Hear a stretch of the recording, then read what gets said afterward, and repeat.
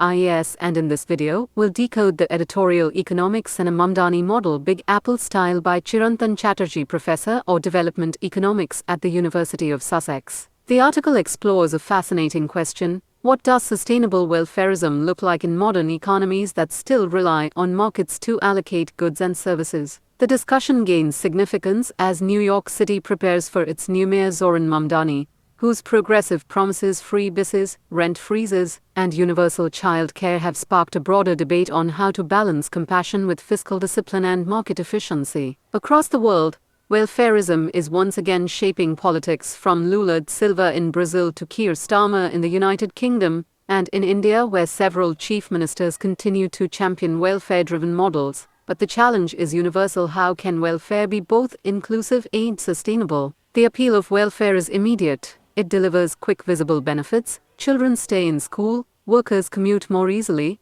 and families find shelter. Yet, economics reminds us that when prices are pushed below cost, inefficiencies creep in. Free buses may mean fewer or poorly maintained vehicles, rent freezes can discourage new construction, and universal child care may strain quality if not adequately funded. Economists warn that incentives are not moral preferences but reflections of behavior. When something becomes free, demand surges while supply struggles to keep up, leading to shortages or black markets. Still, as philosopher John Rawls argued, a just society must be judged by how it treats its least advantaged. So some inefficiency is acceptable if it enhances fairness and human dignity. History, however, teaches that societies must find balance. Karl Polanyi's double movement described how market excesses often lead to protective welfare measures, which later invite liberalization. This pattern is visible globally, from Bismarck's social insurance to Thatcher-Reagan retrenchment, and in India's own shift from welfare-heavy schemes like PDS and NREGA to market-aligned reforms such as DBT and GST.